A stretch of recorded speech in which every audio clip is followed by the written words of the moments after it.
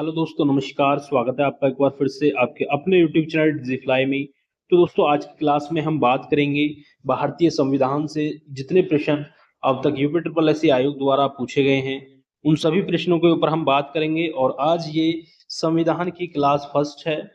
ठीक है, इसमें हम 20 क्वेश्चन प्रीवियस ईयर एमसीक्यूज करेंगे जो यूपी ट्रिपल एससी आयोग द्वारा पूछे गए हैं, और विस्तृत व्याख्या यहाँ पे हम देखेंगे ताकि आने वाले एग्जाम में एक भी प्रश्न आपसे ना छूटे दोस्तों। तो यदि आप तैयारी कर रहे हैं पैट 2025 की, तो ये आपके लिए दोस्तों वीडियो काफी हेल्पफुल साबित होगी, जिससे आप यहाँ से अपना रिवीजन और प्रैक्टिस दोनों कर सकते हैं। रिवीजन और प्रैक्टिस, क्योंकि ये कोई बताने वाली बात नहीं है कि प्रीवियस ईयर एमसीक्यूज कितने महत्वपूर्ण होते हैं किसी भी एग्जाम के लिए। तो चलिए दोस्तों, इसी चीज को ध्यान में रखते हुए चैनल पर जो भी भाई बहन नए हैं, प्लीज उनसे एक ही गुजारिश है, वीडियो को अच्छे से अंत तक देखें। एक एक प्रश्न दोस्तों आपके लिए बहुत ज्यादा महत्वपूर्ण है। तो चलिए दोस्तों, शुरू करते हैं और बढ़ते हैं पहले प्रश्न की तरफ। पहला प्रश्न है आपके सामने, सॉरी, पहला प्रश्न है आपके सामने कि संविधान का कौन सा अनुच्छेद राष्ट्रीय अनुसूचित जाति आयोग से संबंधित है। संविधान का कौन सा अनुच्छेद पूछा है आपसे कि राष्ट्रीय अनुसूचित जाति आयोग से संबंधित है। बताइए, चार ऑप्शन है आपके सामने। अनुच्छेद 326, अनुच्छेद 333, अनुच्छेद 330 या अनुच्छेद 338।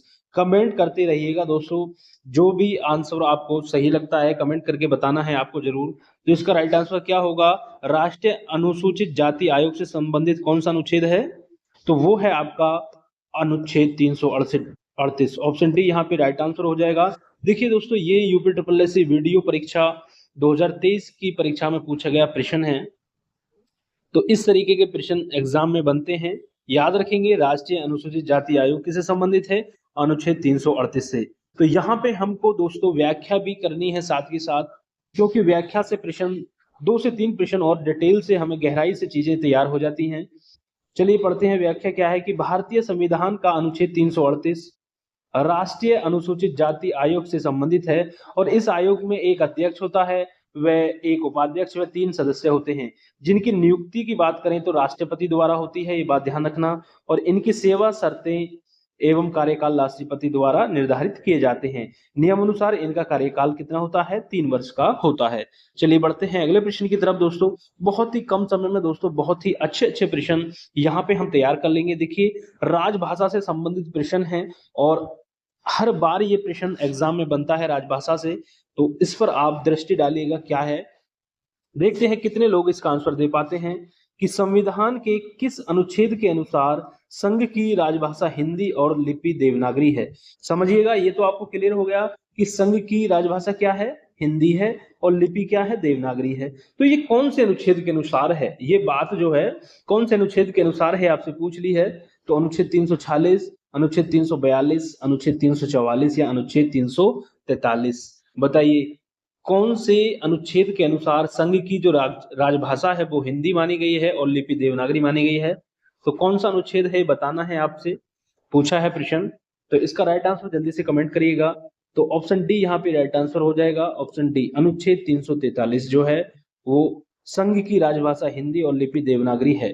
ठीक है, बात करें यहाँ पे अनुच्छेद जो 344 है, वो राजभाषा के संबंध में आयोग और संसद की समिति से संबंधित है।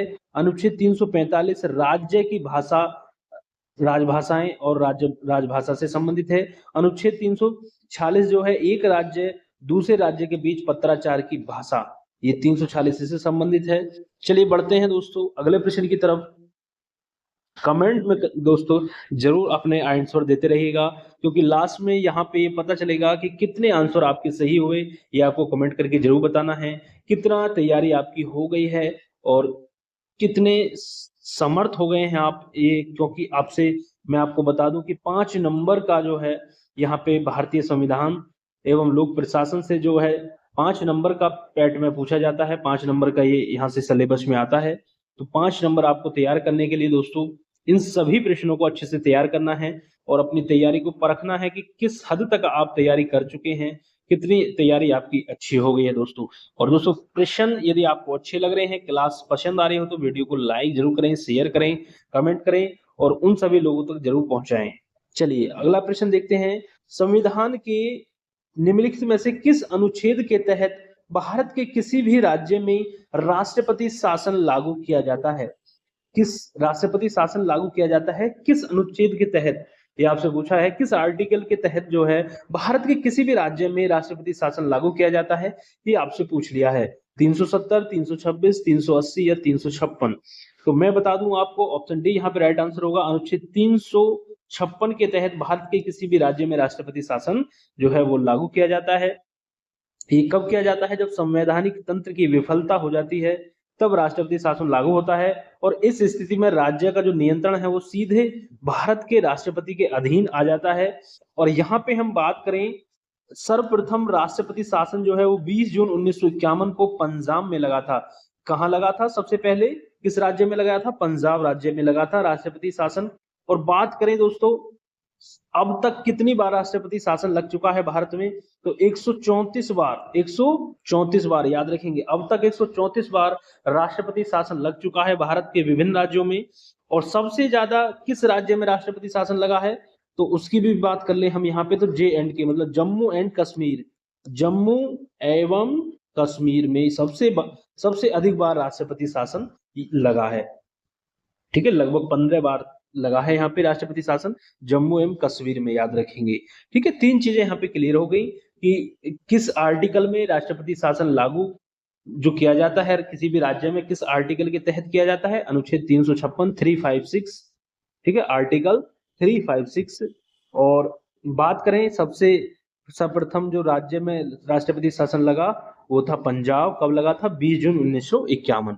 और अब तक 134 बार राष्ट्रपति शासन लागू किया जा चुका है भारत के विभिन्न राज्यों में। चलिए अगला प्रश्न है आपके सामने, बहुत ही अच्छा प्रश्न, उम्दा प्रश्न है कि निम्नलिखित में से कौन सा अनुच्छेद भारतीय संविधान में सर्वोच्च न्यायालय की स्थापना और गठन के बारे में है? देखिए, पैट 2022 का पूछा गया प्रश्न है। तो यहाँ पे देखिए चीजें क्लियर होंगी आपकी। जो पैट में जो प्रश्न बनते हैं दोस्तों, वो आर्टिकल से ज्यादा प्रश्न बनते हैं।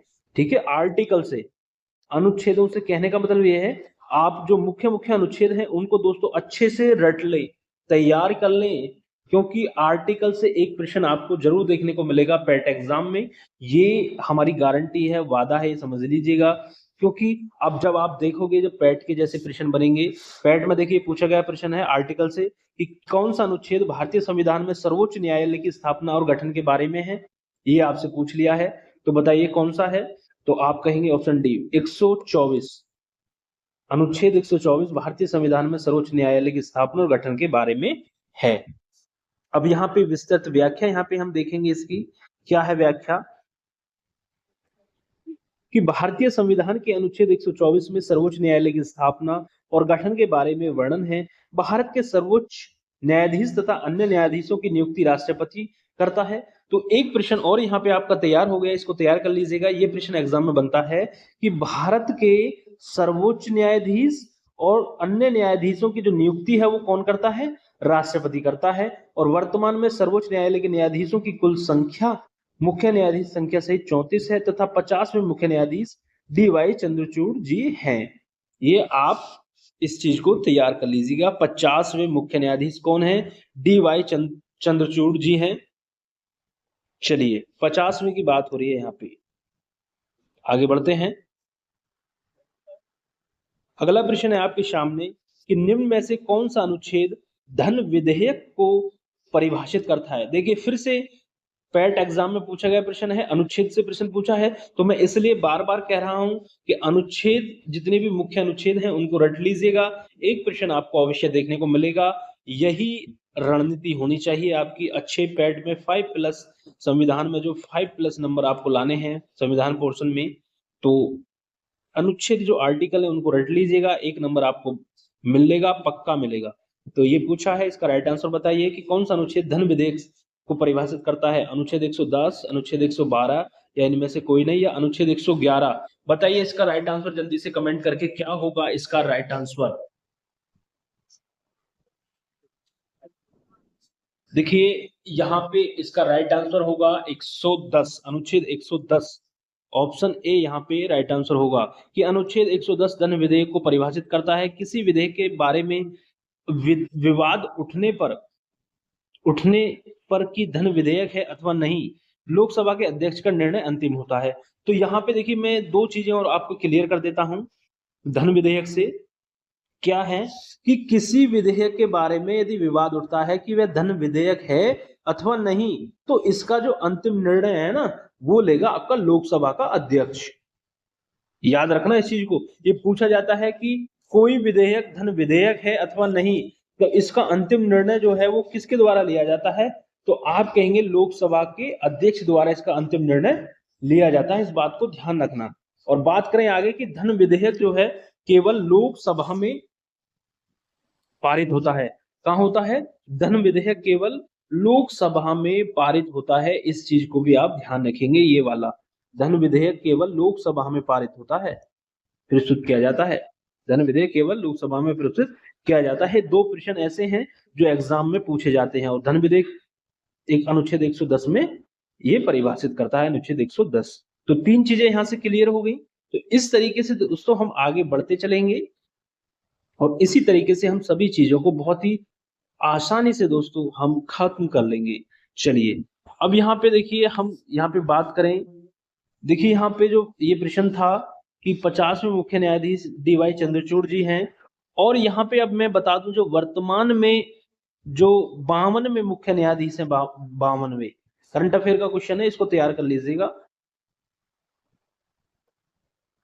52वें जो हैं आपके कौन है, ये तैयार कर लीजिएगा, इसको लिख लीजिएगा। 52 में जो है आपके मुख्य न्यायाधीश वो कौन है, तो वो है न्यायमूर्ति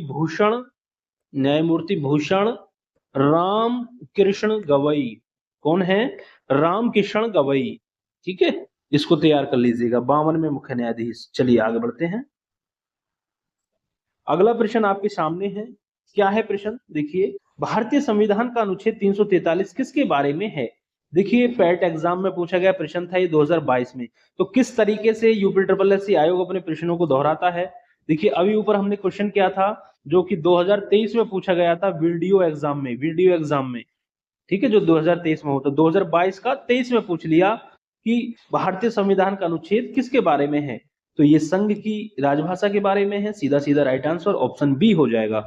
क्या है इसकी व्याख्या कि भारतीय संविधान के भाग 17 में अनुच्छेद 343 से लेकर 351 तक राजभाषा का प्रावधान किया गया है। अनुच्छेद 343 संघ की राजभाषा से संबंधित है। संघ की राजभाषा हिंदी और लिपि देवनागरी है। राज्य की भाषाएं अनुच्छेद 345 में है। इसके बारे में हमने ऊपर डिटेल से चर्चा कर चुके हैं। तो अनुच्छेद 343 से लेकर 351 तक राजभाषा का प्रावधान है, याद रखेंगे। चलिए आगे बढ़ते हैं। देखिए अनुच्छेदों से प्रश्न जो बन रहे हैं आप देख रहे होंगे कितने प्रश्न अनुच्छेदों से बन रहे हैं। तो एक प्रश्न आपको अवश्य अनुच्छेदों से आर्टिकल से देखने को मिलेगा पेट एग्जाम में।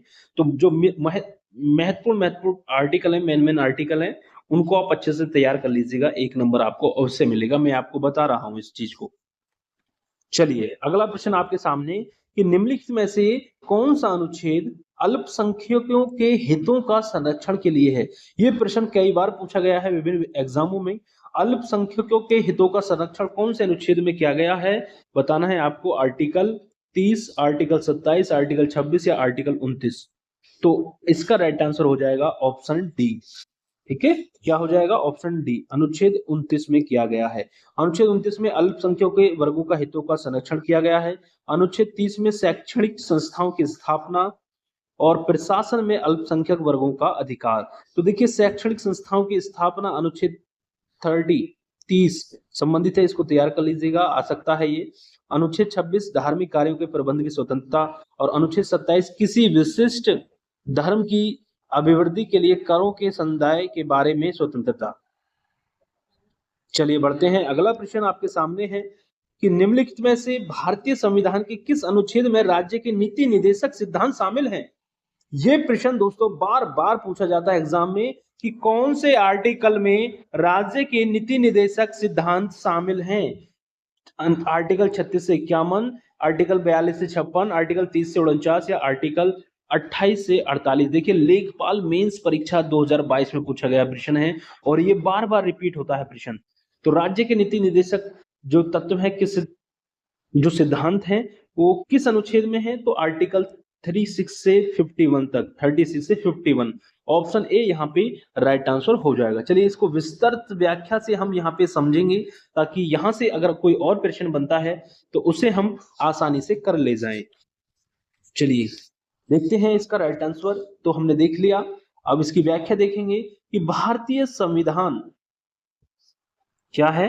भारतीय संविधान के भाग 4 के अनुच्छेद 36 से 51 तक। देखिए आज अब जो प्रश्न बन सकता है कि राज्य के नीति निर्देशक तत्व कौन से भाग में है, भाग 4 में। ये भी आप ध्यान रखना, ये प्रश्न पूछा जाता है कि जो राज्य के नीति निर्देशक तत्व हैं, सिद्धांत हैं, वो संविधान के किस भाग में संबंधित हैं, भाग 4 से। तो भाग 4 के अनुच्छेद 36 से 51 तक में राज्य के नीति निर्देशक सिद्धांत का उल्लेख मिलता है, और जो आयरलैंड के संविधान से लिया गया है। देखिए 3 प्रश्न, महत्वपूर्ण प्रश्न, इनको तैयार कर लीजिएगा, दिमाग में बैठाइएगा इन बातों को।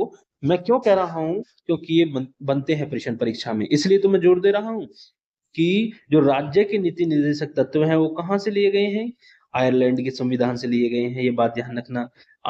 कितने अनुच्छेद से कितने तक है, अनुच्छेद 36 से 51 तक है, और भाग 4 में। ठीक है, आगे इसका उद्देश्य लोगों के लिए सामाजिक आर्थिक न्याय सुनिश्चित करना और भारत को कल्याणकारी राज्य के रूप में स्थापित करना है। राज्य के नीति निर्देशक तत्व में संशोधन जो हुए हैं वो यहाँ पे हम देखेंगे, उन सभी संशोधनों को। कौन कौन से संशोधन यहाँ पे हुए हैं। 42वां संविधान संशोधन 1976 द्वारा अनुच्छेद 39A, 43A, 48A को जोड़ा गया। 44वां संविधान संशोधन हुआ 1978 में, इनके द्वारा धारा 2 को अनुच्छेद 338 में सम्मिलित किया गया, धारा 2 को। तो ये पूछ लिया जाता है कि किस संशोधन द्वारा धारा 2 को अनुच्छेद 38 में सम्मिलित किया गया, 44वां संशोधन। बात करें वर्ष 2002 में 86वां संशोधन अधिनियम, इसमें अनुच्छेद 45 की विषय वस्तु को बदल दिया और प्रारंभिक शिक्षा को अनुच्छेद 21A के तहत मौलिक अधिकार बना दिया गया। तो यदि आपसे प्रश्न एग्जाम में पूछ लिए कि जो प्रारंभिक शिक्षा है ये किस अनुच्छेद में है, तो आर्टिकल 21A में है। ठीक है, और इसको मौलिक अधिकार बना दिया गया है प्रारंभिक शिक्षा को। याद रखेंगे, ये पूछा जाता है प्रश्न। और डीपीएसपी का वर्गीकरण जो बात करें, समाजवादी सिद्धांत, गांधीवादी सिद्धांत, अनुच्छेद ये दिए हैं, इनको भी आप एक बार दृष्टि डाल लीजिएगा इन पर। चलिए आगे बढ़ते हैं। बहुत अच्छा प्रश्न, देखिए लेखपाल मैन की परीक्षा में पूछा गया कि प्रेस की स्वतंत्रता भारत के संविधान के किस अनुच्छेद के तहत निहित है। अनुच्छेद 19, अनुच्छेद 21, अनुच्छेद 20 या अनुच्छेद 22। जो प्रेस की स्वतंत्रता है वो अनुच्छेद आपके 19 के तहत निहित है। अनुच्छेद 19, प्रेस की स्वतंत्रता, अनुच्छेद 19। ऑप्शन ए यहाँ पे राइट आंसर होगा, याद रखेंगे, अनुच्छेद 19, ऑप्शन ए यहाँ पे राइट आंसर होगा। चलिए इसकी व्याख्या को देखेंगे कि प्रेस की स्वतंत्रता भारतीय संविधान के भाग 3 के अनुच्छेद 19A के अंतर्गत निहित है। प्रेस की स्वतंत्रता को भारतीय कानूनी प्रणाली द्वारा स्पष्ट रूप से संरक्षित नहीं किया गया, परंतु यह संविधान के अनुच्छेद 1A के तहत संरक्षित है, जिसमें कहा गया है कि सभी नागरिकों को अभिव्यक्ति और अभिव्यक्ति की स्वतंत्रता का अधिकार होगा। हालांकि प्रेस की स्वतंत्रता भी असीमित नहीं है। अनुच्छेद 19(2) के तहत कुछ विशेष मामलों में इस पर प्रतिबंध लागू किए जा सकते हैं, जो इस प्रकार हैं। भारत की संप्रभुता, अखंडता से संबंधित मामले, राज्य की सुरक्षा, विदेशी राज्यों के साथ महत्वपूर्ण संबंध, सार्वजनिक व्यवस्था, शालीनता या नैतिकता या न्यायालय की अवमानना, मानहानि या अपराध के जुड़े मामलों में आदि। अब यहाँ पे कुछ आर्टिकल और दिए हैं, जैसे कि आर्टिकल 20 है, अपराधों के दोष सिद्ध के संबंध में संरक्षण प्राप्त करने का अधिकार ये देता है। आर्टिकल 21, प्राण एवं दैहिक स्वतंत्रता, इंपोर्टेंट है, दिमाग में बैठा लीजिएगा। आर्टिकल 22, कुछ दशाओं में गिरफ्तारी से संरक्षण प्राप्त करने का अधिकार, इसमें निवारक और निरोधक विधि भी शामिल है। चलिए बढ़ते हैं अगले प्रश्न की तरफ। अगला प्रश्न आपके सामने है और इसका आंसर आपको देना है कि भारत के संविधान में कितनी अनुसूचियां हैं, 9, 10, 8 या 12। बताइए कितनी हैं, तो आप कहेंगे 12, ऑप्शन डी यहाँ पे राइट आंसर होगा। तो बात करें मूल संविधान में कितनी अनुसूचियां थी, 8 अनुसूची थी, ये भी आपको ध्यान रखना है, 8 अनुसूची थी मूल संविधान में। लेकिन विभिन्न संविधान संशोधनों के माध्यम से वर्तमान में कुल कितनी है, 12 अनुसूची का वर्णन है। 9वीं अनुसूची प्रथम संविधान संशोधन 1951 द्वारा 10वीं अनुसूची 52वां संविधान संशोधन हुआ 1985 में, 11वीं अनुसूची 73वें संविधान संशोधन द्वारा, और 12वीं अनुसूची 74वें संविधान संशोधन 1992 द्वारा ये जोड़ी गई हैं। तो ये यहाँ पे चीजें क्लियर हो गई होंगी आपकी। आगे बढ़ते हैं, अगला प्रश्न है आपके सामने, इसका आंसर आपको देना है, कमेंट करना है। दोस्तों वीडियो पसंद आ रही हो तो वीडियो को लाइक करते रहें और अपना रिवीजन यहाँ पे करते रहें, रिवीजन प्लस प्रैक्टिस। ठीक है, कि भारत के संविधान की प्रस्तावना को क्या कहा जाता है? भारत के संविधान की प्रस्तावना को क्या कहा जाता है? आमुख, प्रलेख, राज्य के नीति निर्देशक सिद्धांत, संविधान की मुख्य विशेषताएं। तो भारत के संविधान की प्रस्तावना को आमुख कहा गया है, ऑप्शन ए यहाँ पे राइट आंसर होगा। प्रेम्बल इसको कहा जाता है। ठीक है, और मैं आपको बता दूं कि संविधान की आत्मा और संविधान की कुंजी, संविधान की आत्मा और संविधान की कुंजी भी प्रस्तावना को कहा गया है। संविधान की प्रस्तावना को संविधान की कुंजी या संविधान की आत्मा भी कहते हैं। ये प्रश्न भी एग्जाम में बनता है और ये पंडित ठाकुर दास भार्गव ने ये की थी बात। भारत के संविधान की प्रस्तावना को आमुख प्रेम्बल कहा जाता है। प्रस्तावना में उस आधारभूत दर्शन और राजनीतिक, धार्मिक, नैतिक एवं मौलिक मूल्यों का उल्लेख है जो हमारे संविधान के आधार हैं। के.एम. मुंशी के अनुसार प्रस्तावना हमारी संप्रभु लोकतांत्रिक गणराज्य का भविष्य फल है। ठीक है, संविधान की कुंजी, संविधान की आत्मा भी प्रस्तावना को कहा जाता है। चलिए दोस्तों, वीडियो पसंद आ रही है तो वीडियो को लाइक शेयर करना ना भूलें। चैनल पर नए हैं तो प्लीज चैनल के साथ जुड़ जाएं। पैट एग्जाम के लिए सीरियस है, आने वाले जितने भी गवर्नमेंट एग्जाम है, कॉम्पिटिटिव एग्जाम, उन सभी की तैयारी आप यहाँ पे करना चाहते हैं तो प्लीज चैनल के साथ जुड़ जाएं। चलिए यहाँ पे देखते हैं, संविधान सभा का प्रथम अधिवेशन कब हुआ था? ये आपसे पूछा है, प्रथम अधिवेशन की बात हो रही है। जब भी प्रथम अधिवेशन की बात हो तो 9 दिसंबर 1946, ऑप्शन डी यहाँ पे राइट आंसर होगा। और जब इसके अस्थायी अध्यक्ष की बात करें तो कौन थे? संविधान सभा का जब अधिवेशन हुआ, इसके अस्थायी अध्यक्ष जो है संविधान सभा का बनाया गया किसको? डॉक्टर सच्चिदानंद सिन्हा को बनाया गया अस्थायी अध्यक्ष। ठीक है, और 11 दिसंबर को फिर दूसरा अधिवेशन हुआ जिसमें डॉक्टर राजेंद्र प्रसाद को निर्विरोध संविधान सभा द्वारा स्थायी सदस्य अध्यक्ष के रूप में चुना गया। ये दोनों चीजें आपको याद रखनी है। 9 दिसंबर को 1940 को डॉक्टर सच्चिदानंद सिन्हा को अस्थायी अध्यक्ष बनाया गया संविधान सभा का, और स्थायी अध्यक्ष 11 दिसंबर 1940 को डॉक्टर राजेंद्र प्रसाद को चुना गया। ठीक है, संविधान सभा के कितने अधिवेशन हुए? तो कुल 11 अधिवेशन हुए, और 11वें अधिवेशन के अंतिम दिन 26 नवंबर 1949 को संविधान को अंगीकृत किया गया। और संविधान दिवस कब मनाया जाता है? इसलिए संविधान दिवस आपका 26 नवंबर को मनाया जाता है, याद रखेंगे 26 नवंबर को। ठीक है, इस दिन अंगीकृत किया गया था संविधान को। चलिए बढ़ते हैं अगले प्रश्न की तरफ। अगला प्रश्न आपके सामने है कि भारतीय संविधान का कौन सा भाग और अध्याय संघ और राज्य के बीच विधायी संबंध के बारे में है? तो इसका राइट आंसर होगा भाग 11 अध्याय 1, option A he right answer हो जाएगा। दोस्तों कैसी लग रही है क्लास, कमेंट करके जरूर बताइएगा। थोड़ी बोरिंग हो सकती है लेकिन आप दोस्तों बहुत कम समय में, मैं कह रहा हूं, आपका रिवीजन भी हो जाएगा, प्रैक्टिस भी हो जाएगी और आपके 5 नंबर की तैयारी यहाँ से पूर्ण हो जाएगी। यदि आप इतना ही कर लेते हैं हमारे साथ तो बहुत ही हेल्पफुल ये आपके लिए होगा। यहीं से प्रश्न आपको देखने को मिल जाएंगे, बस थोड़ा सा दिमाग लगाना है। जो व्याख्या मैं करवा रहा हूँ उसको अच्छे से देखते चलें और प्रश्नों को तैयार कर लें। यहीं से आपका 5 नंबर की तैयारी कंप्लीट हो जाएगी। लगभग 4 से 5 क्लासेस में लाऊंगा आपके लिए और बहुत जल्दी इसको हम खत्म कर लेंगे। 1 से 2 दिन में ही हम खत्म कर लेंगे, 5 नंबर की तैयारी हमारी कंप्लीट हो जाएगी। ठीक है, चलिए अगला प्रश्न की संविधान सभा द्वारा भारतीय संविधान को कब पारित किया गया? कब किया गया पारित? तो इसका तो राइट आंसर बता दीजिएगा, कब किया गया पारित? तो ऑप्शन ए 26 जनवरी 1950। ठीक है, इसमें कंफ्यूज नहीं होना है, 26 जनवरी 1950 को। ओ सॉरी, यहाँ पे मुझसे ही देखिए कंफ्यूज हो गया, मैं खुद ही कंफ्यूज हो गया। क्या हो गया कि पारित की यदि बात करें, अंगीकृत की बात करें तो 26 नवंबर 1949 को अंगीकृत हुआ, लेकिन बात करें यहाँ पे प्रभावी हुआ। प्रभावी कब से हुआ? ठीक है, प्रभावी कब से हुआ? तो 26 जनवरी 1950 से हुआ प्रभावी। पारित किया गया, अंगीकृत किया गया 26 नवंबर 1949 को। कंफ्यूज नहीं होना है, ठीक है, मैं ही खुद कंफ्यूज हो गया, इसके लिए मैं क्षमा चाहता हूं। चलिए आगे बढ़ते हैं। देखिए, प्रत्येक वर्ष 26 नवंबर को संविधान दिवस के रूप में मनाया जाता है, ये बात ध्यान रखनी है। मैंने आपको पहले भी ऊपर ही बता चुका हूं। आगे बढ़ते हैं। अगला प्रश्न है आपके सामने, बहुत जल्दी से इसका आंसर देना है कि 1946 की अंतरिम सरकार में कार्यकारी परिषद के उपाध्यक्ष कौन थे? Sir Claude Auchinleck, C H Bhabha, C Rajagopalachari, Jawaharlal Nehru. कौन थे बताइए उपाध्यक्ष? तो इसका राइट आंसर होगा, बताइए जल्दी से, क्या होगा इसका राइट आंसर? तो जवाहरलाल नेहरू, ऑप्शन डी यहाँ पे राइट आंसर होगा कि भारत की अंतरिम सरकार का गठन 2 सितंबर 1946 को नवनिर्वाचित संविधान सभा द्वारा किया गया। कार्यकारी परिषद के उपाध्यक्ष पंडित जवाहरलाल नेहरू थे और गृह मामले में सूचना प्रसारण मंत्री जो थे सरदार वल्लभ भाई पटेल, रक्षा मंत्री बलदेव सिंह, श्रम मंत्री जगजीवन राम और रेलवे और परिवहन मंत्री आसफ अली थे। ठीक है, अगले प्रश्न की तरफ बढ़ते हैं। चलिए इसका राइट आंसर जल्दी से बताइए कि निम्नलिखित में से किसने पहले 1935 में संविधान सभा का सुझाव प्रस्तावित किया?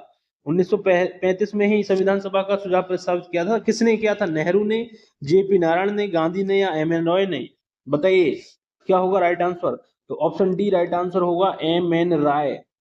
क्या? एम एन राय, ऑप्शन डी राइट आंसर होगा। भारतीय राष्ट्रीय कांग्रेस के आधारिक तौर पर भारतीय राष्ट्रीय कांग्रेस ने आधिकारिक तौर पर पहली बार 1935 में एक संविधान सभा की मांग की थी। संविधान सभा का विचार एम एन रॉय के दिमाग की उपज थी। ब्रिटिश सरकार ने लिन लिथगो प्रस्ताव या अगस्त प्रस्ताव 1940 में द्वितीय विश्व युद्ध की समाप्ति पर संविधान सभा के गठन पर विचार की बात कही। क्रिप्स प्रस्ताव की बात करें, देखिए अगस्त प्रस्ताव 1940 ये याद रखना, क्रिप्स प्रस्ताव 1942 याद रखना, में ही सर्वप्रथम भारतीयों की संविधान सभा की मांग को स्वीकार किया गया। कैबिनेट मिशन 1946 ये सन जो है याद करना, के तहत संविधान सभा नवंबर 1946 में अस्तित्व में आई। ये जितनी भी सन है इनको आप तैयार करना। चलिए दोस्तों पानी वगैरह पी लीजिएगा और आगे बढ़िएगा। 17वां प्रश्न चलिए पढ़िएगा इसको, क्या है 17वां प्रश्न आप पढ़िएगा, क्या है कि संविधान सभा की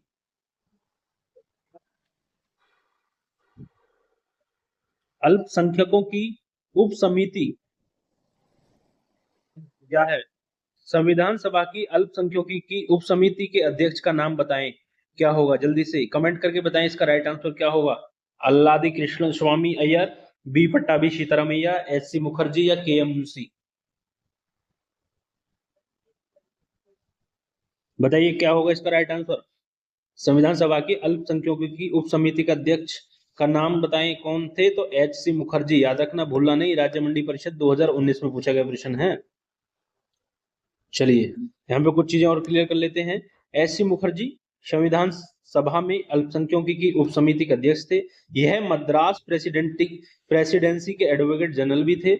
अल्लादी कृष्णस्वामी अय्यर संविधान का मसौदा तैयार करने वाली समिति के 6 सदस्यों में से एक थे।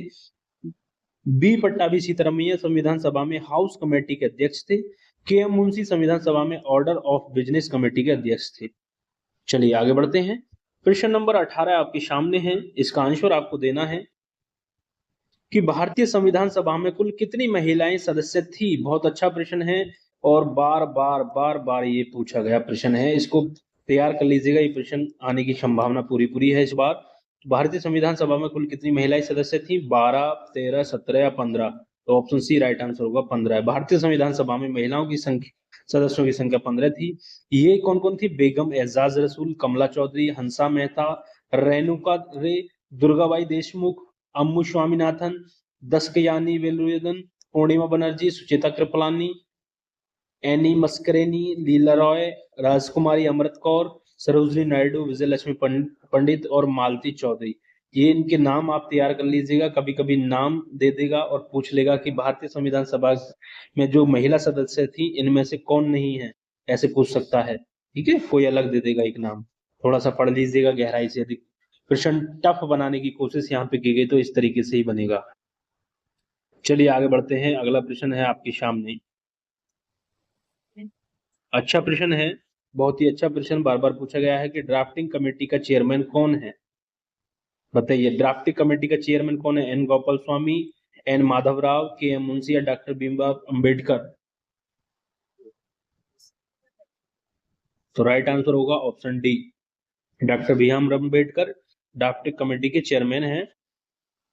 बी.एन. राव द्वारा तैयार किए गए संविधान के प्रारूप पर विचार विमर्श करने के लिए संविधान सभा द्वारा 29 अगस्त 1947 को एक संकल्प पारित करके प्रारूप समिति का गठन किया गया और इसके अध्यक्ष के रूप में डॉक्टर भीमराव अंबेडकर।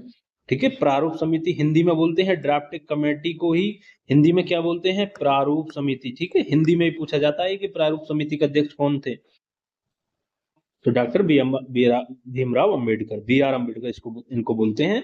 ठीक है, प्रारूप समिति के सदस्यों की संख्या कितनी थी, यदि आपसे कोई पूछ ले तो बताना 7 थी। कौन कौन थे, डॉक्टर भीमराव अंबेडकर अध्यक्ष थे, एन गोपाल स्वामी अयंकर थे, Alladi Krishnaswami Ayyar, K M. Munshi, Syed Mohammad Saadulla, N Madhavrao, B L. Mitra के स्थान पर डी.पी. खेतान। इनकी मृत्यु के बाद टी.टी. कृष्णाचारी थे। ठीक है, याद रखेंगे। चलिए आगे बढ़ते हैं। और इस वीडियो का दोस्तों ये अंतिम प्रश्न है, और इसके बाद आपको दोस्तों, इस प्रश्न के बाद आपको कमेंट करके बताना है कि कितने प्रश्न आपके सही हुए, कितनी पकड़ आपकी है संविधान के अंतर्गत। चलिए, राजनीतिक प्रजातंत्र का तात्पर्य उस जीवन विधा से है जो जीवन में सैद्धांतिक रूप से उदारता, समानता और भ्रातृ की स्वीकारती है। यह किसका कथन है, बताइए इसका राइट आंसर। तो ये डॉक्टर बी.आर. अंबेडकर का कथन है, ऑप्शन ए राइट आंसर हो जाएगा दोस्तों। तो आपको दोस्तों यहाँ पे कमेंट करके बताना है कि कितने प्रश्न आपके सही हुए, ये कमेंट करके जरूर बताएं। यदि शुरू से अंत तक जिसने भी वीडियो देखी, जिस भाई बहन ने वीडियो देखी है हमारी, वो कमेंट करके जरूर बताएं कितने प्रश्न आपके सही हुए, कितना रिवीजन हुआ, कितने प्रैक्टिस आपने यहाँ की। ठीक है, तो इसी तरीके से दोस्तों आप बने रहे हमारे साथ। मैं इसी तरीके से आपको क्लासेस लाता रहूंगा और कंप्लीट तैयारी यहाँ पे हम पैट की करने वाले हैं। करंट अफेयर हो चाहे वो, या चाहे आपका पूरा जीके का पोर्शन हो, रीजनिंग वगैरह हो, हिंदी हो, वो सभी हम कराएंगे और कोशिश करेंगे ग्राफ और तालिका के सवाल भी मैं यहाँ पे कराऊंगा आपको। ठीक है, तो कोशिश हमारी पूरी रहेगी। फिर भी आप ग्राफ एवं तालिका के जो सवाल वगैरह हैं, गणित के सवाल, उनको करते रहिएगा। और फिलहाल जीके वगैरह, करंट अफेयर वगैरह, हिंदी हुआ, रीजनिंग हुआ, ये सब मुझ पे छोड़ दीजिएगा आप। ठीक है, इन सभी की तैयारी हम यहाँ पे करेंगे, बिल्कुल अच्छे से करेंगे, प्रीवियस ईयर एमसीक्यूज के साथ। पूरा प्रैक्टिस रिवीजन समझ लीजिएगा। 70 प्लस प्रश्न आपको ऐसे ही देखने को मिल जाएंगे यदि आप अच्छे से इन प्रश्नों को तैयार कर लेंगे मेरे साथ। ठीक है, चलिए मिलते हैं बहुत जल्द अगली वीडियो में। तब तक के लिए दोस्तों जय हिंद, जय भारत। खुश रहें, मस्त रहें, स्वस्थ रहें।